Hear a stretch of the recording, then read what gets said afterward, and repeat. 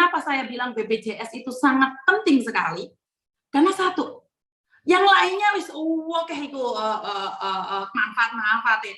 Tapi cuma satu yang saya dapatkan. Ingat-ingat omongan saya. Saat kita ganti majikan, saat kita dipecat oleh majikan, kita itu tidak memiliki asuransi. Nah, ini saya katakan sekali lagi. Buat teman-teman yang bilang hapus BPJS, boleh kalian katakan itu. Tapi ini yang satu rahasia, saya sebagai salah satu staff agent. Paling ngeri itu adalah masa transisi kalian.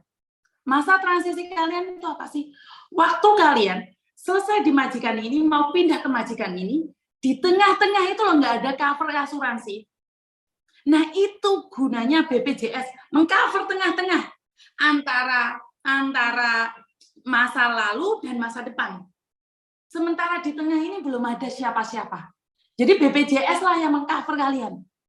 Kalau ada kecelakaan, kalau ada apa-apa, itu BPJS yang menjadi tengah kalian. Jadi selama ini saya dengar nih, Miss, kan apa gunanya BPJS? Kan di Hongkong sudah ada asuransi. Mbak bayangin, nggak sampai 300 Hongkong dolar. Benar nggak sih? 300 berapa sih kalau Indonesia? Nggak sampai 300 Hongkong dolar, itu 24 bulan. Di masa transisi itulah yang sangat bahaya, Mbak. Jadi buat teman-teman, ubah mindset kalian.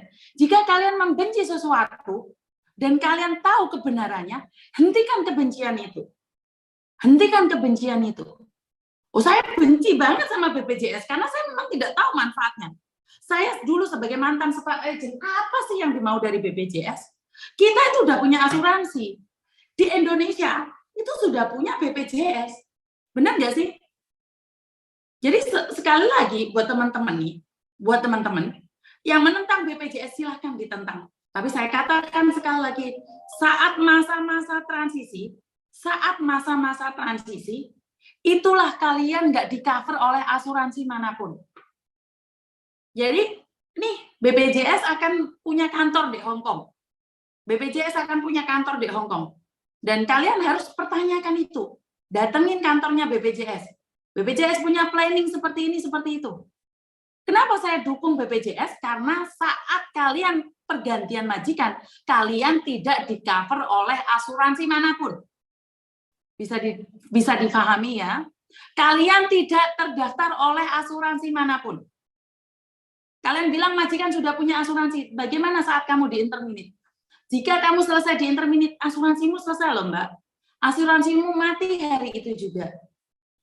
Jika terjadi kecelakaan, maka BPJS lah yang bertanggung jawab. Ini kurang lebih 170 loh, 2 tahun. 2 tahun 170 BPJS ini, Mbak.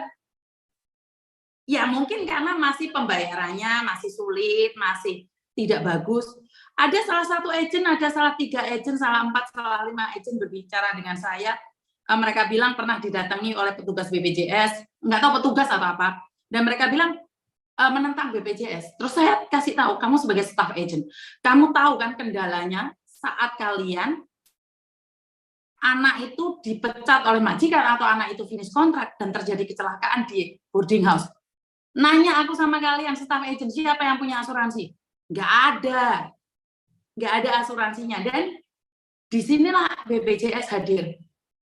Jadi asuransi kecelakaan kerja. Walaupun nggak kerja, sudah masih tetap di-cover. Benar nggak? Jadi saya sekarang lagi menanyakan sama BPJS, mungkin ada relawan-relawan yang akan bergabung, dan saat hari Minggu itu kantornya di mana, kita akan publikasikan. Jadi selama ini ada yang menentang BPJS, silakan dengan cara kalian sendiri menentang. Tapi kalau kalian tidak tahu manfaatnya secara full, ya mungkin kalian akan ngeluh sama saya. Saya nggak perlu manfaatnya yang full. Kenapa? Karena saya nggak paham. Koken, ngeluh dasku. Satu manfaatnya yang perlu kalian pakai. Saat kalian dipecat majikan, kalian tidak punya asuransi. Camkan itu kata-kata saya. Jadi kalau kalian nih yang bilang, apa gunanya BPJS? Apa gunanya BPJS? Kan ada BPJS majikan. Emangnya kalau kamu dipecat tiba-tiba, kamu liburan punya asuransi? Benar nggak sih? Nah, ada linknya Lor. Nah, itu Nancy yang ngomong ya. aku aturan lur belum daftar. Jadi menyalahkan pemerintah nggak bantu, apa-apa menyalahkan. Ya, Benny, bukan mereka, saya juga. Saya juga menyalahkan pemerintah karena mereka tidak memberikan informasi yang detail. Atau bisa dibilang kitanya yang kupingnya rotok budek. Padahal di luar sana kan sudah banyak informasi-informasi juga. Jadi mungkin kitanya yang kurang belajar daftar lewat link BPJS Ketenagakerjaan, migran, daftar online. Wah, ini pada pinter kabeh.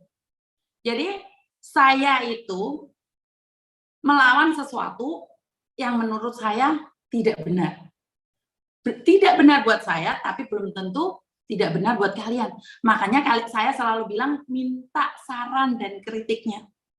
Benar nggak sih saya selalu meminta saran dan kritiknya? Karena itu buat teman-teman nih, kalau Miss Juni ada yang salah, kritik aja nggak apa-apa. Terus kedepannya harus seperti apa? Bukan mengkritik tapi tidak memberikan solusi. Benar nggak? Begitu juga dengan kehadiran BPJS yang bulan Juli kemarin sempat saya tolak, bulan Juni kemarin sempat saya tolak. Setelah saya memahami program-program mereka, ya mau tidak mau, suka tidak suka, kamu harus belajar memahami. Dari situlah saya sangat mendukung adanya BPJS. Begitu juga dengan Garuda. Banyak orang yang mengkritik Garuda, termasuk saya pribadi. Tapi Garuda sedang improve lebih baik lagi. Yo, jangan dicap jelek. Kan namanya orang, aturannya sedikit berubah, bergeser, dan mereka mencoba lebih baik lagi. Kecuali mereka nih, sudah dikritik tidak melakukan. Ada beberapa instansi yang dikritik tidak melakukan perubahan, ya